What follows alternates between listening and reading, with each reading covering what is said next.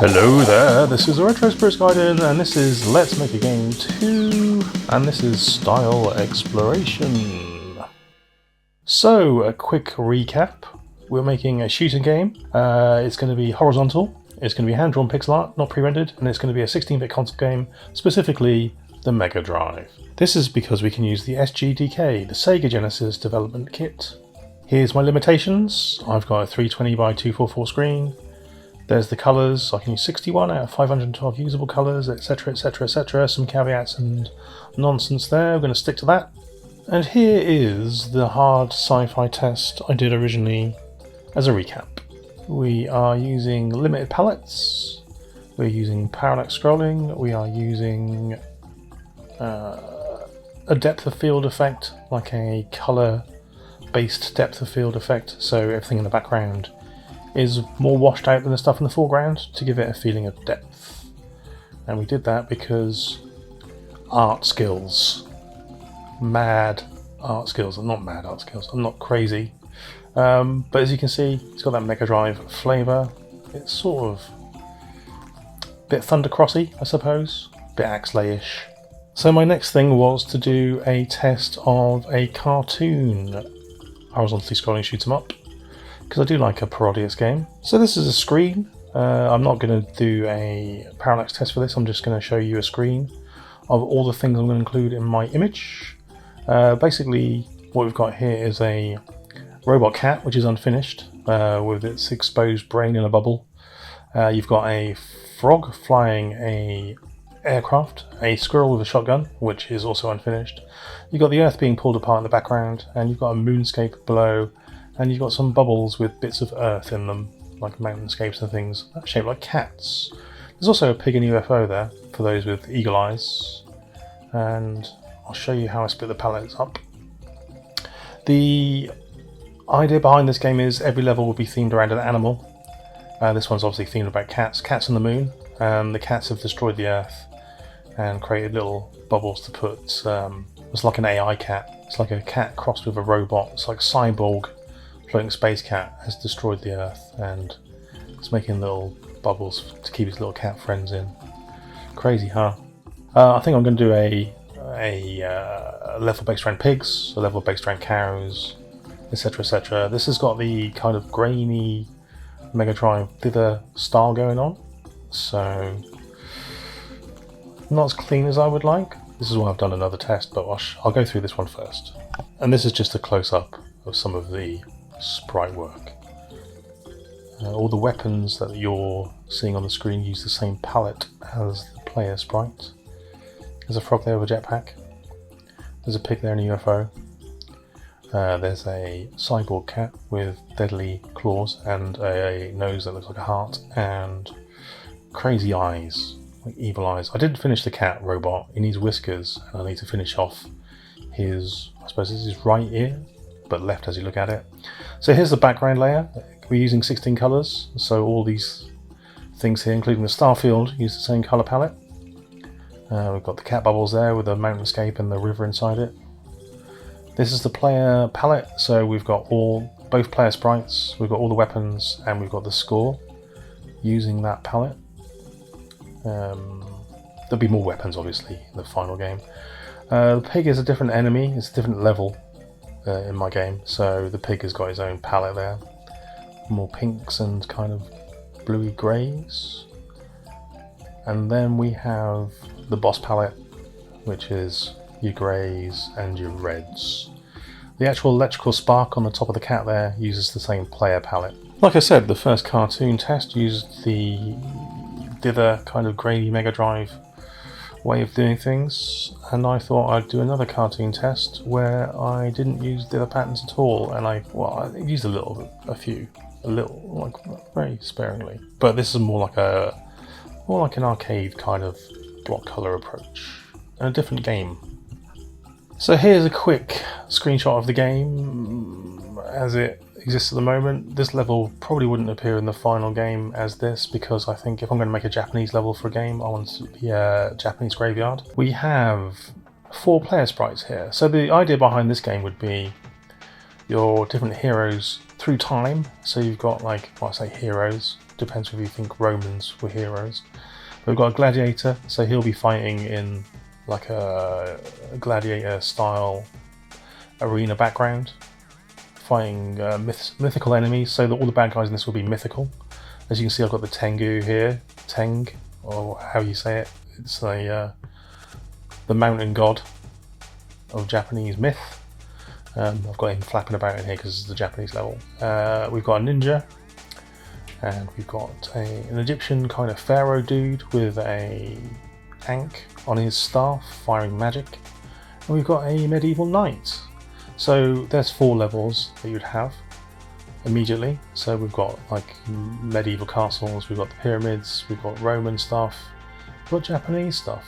So the other characters I'm thinking about including would be like a South American kind of Mesoamerican kind of Mexican pyramid thing potentially, and I might do one where it's from the future, so maybe like you're an army man and you shoot like futuristic walking tanks or something as the final level.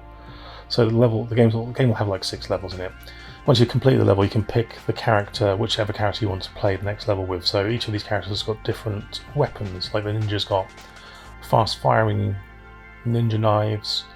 The knight has a swishy sword, kind of Strider-esque swishy sword, which then as it hits enemies gets split into smaller swishy swords. So it's kind of like a sort of wider spread thing. The pharaoh guy's got like magic, and the centurion will just fire like a load of spears, but at a wide, what do they call it? Like a fan pan. There we go. As you can see there, we have explosions and blood splats and stuff. This is a close-up of the sprites. You can see I've used very little Dillapan. There's a little bit in there, but I've tried to keep it cleaner than the previous one. Tried to keep the colours blocked in. You see the pharaoh there's got a snake on his forehead. The knight there's got a very swishy sword. The background doesn't have outlines around it. The character sprites have outlines. I've been kind of impressionistic with the background a little bit. It's not sort of super detailed, quite like that Tengu sprite. This is the background. This is the background that shares the same palette. So we've got the moon in the background. We've got some mountains of smoke coming out of them. Well, volcanoes, aren't they? We've got the mid ground, so we've got all of our reds, we've got our gates there, we've got our bamboo. I'm going to build a bigger rock pile and probably put a temple on it at some point as well. Although if this is a graveyard, there'll be graves. And this is the character palette. I've only used 3 palettes here, so I've got another palette to use, but all of the characters and the explosions and the score use the one palette, the 116 colour palette, which is thrifty. Very thrifty. Right, we've got a cartoon test 3. I haven't really developed this one much further than the screenshot that you'll see, but we've got some robots and some food. So I think the robots are cool. I quite like the gingerbread man and the pizza monster, but that's I think that might be a completely different game. That might be a top-down game or a run-and-gun game for those. Same for the robots. I can see those working in a run-and-gun game more than a sort of flying parallax scrolling kind of thing. But we do have a sphere-based robot there with a bowler hat on and a bow tie. That's all good. We have a robot there with his exposed brain inside a jar, and several robots which have crab claws. One there with a wheel, like a unicycle. Yeah, I didn't finish that one, but that's kind of cool. I will use those in a different Mega Drive game. Maybe I'll make like a top-down kind of game and put those in it, like a Zombies Ain't My Neighbours kind of thing. Robots and food in the same game? Probably not. The idea with the food there is the food is biting you back. Like the gingerbread man's got like a possessed stomach, and that donut is just he's like an angry donut, isn't he? He's got teeth in it. Okay, so here are the three things together. We've got this parallax test there. Got the cats in space, the sort of the Parodius kind of thing going on, and we've got like the time traveling kind of hero game going on. I don't know if this sways you, but the frog's got a fez on, so if the frog the frog gets blown out of the plane. You get like it's like Ghouls and Ghosts. You got two levels. So the frog flies the plane, gets sort of ejected out of it, and loses his fez, but gets a rocket pack. Don't know if that helps you decide which one you'd like best. I think I'm leaning towards time travel kind of Ninja Pharaoh thing at the moment, but I'd like to hear your opinion. I quite like the sci-fi thing. I've got some concept that I found on my hard drive, which I'll show you next for a sci-fi game, to give you an idea of some of the other levels that might be in that game. Some sci-fi concept. Here we go. Oh yeah, this is a shopkeeper. So in the sci-fi game, we've got a shopkeep, and this is a Mega Drive style kind of limited color dithered kind of drawing of a shopkeeper. As you can see, he's got a very stern looking face and soulless eyes. He's like the Undertaker, but as a shopkeeper. And I guess in the sci-fi thing, I'm thinking that you would collect coin, or you'd get score, a bit like UN Squadron, to buy different weapons. If you played UN Squadron on the SNES, or Area 88 on the SNES, same game, you'll understand what I'm talking about. The more enemies you take down, the more money you get in your bank, and then you can buy new weapons. Or secondary weapons, basically, at a shop. So the secondary weapons aren't necessary, but they are handy. So that's what I'm thinking there.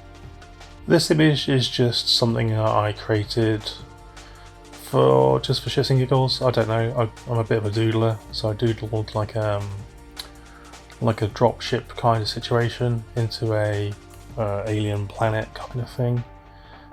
Probably 15 years ago now. So yeah, I just doodle stuff, and I keep it in my back pocket for when I might need it. So there you go. That's that.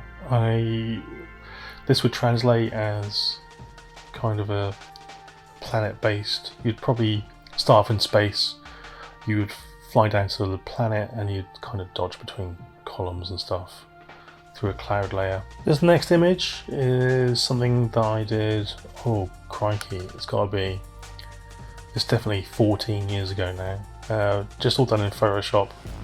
Just painted all this in Photoshop. A bit Sputnik-y, got some Sputnik-y kind of spaceships flying towards a moon which is being destroyed. So I guess this level would have like an asteroid field in it, and the moon being ripped apart in the background. Very exciting. This next one is a concept I did for a racing game, like a Wipeout sort of style game, but this was probably 2006. And I remember this concept not taking me very long. It took me maybe less than a day to put together, but it's kind of I suppose like a subterranean kind of mushroom field, which might be like a nice colour combo for a level. Actually there it says like 2008, so that's 18 years old. That concept is old enough to drink. Okay, this concept took me less than 2 hours. Similar sort of thing really, it's just you're flying towards the sun. So I guess this would be like a Vulcan adventure kind of thing, but there's like a space station there. And we've got like I kind of quite like the spaceship that I've drawn there. That's kind of nice. I'd potentially use that as a player sprite. I could make that into a sprite, that'd be cool. This concept, as you can see, is for a Gradius style game. I've created a lavascape with floating rocks, as is a Gradius thing, with fire dragons and shenanigans going on. But that is underlit, it's like an underlit level, so it would look cool. And this one here is for a racing game. I made this one in quite a rush. This was for a completely different space racing game back in the day, and I had to bash out a concept in, well, it was less than a day, and this is what I got. But basically, I like the spaceship at the bottom. That's that.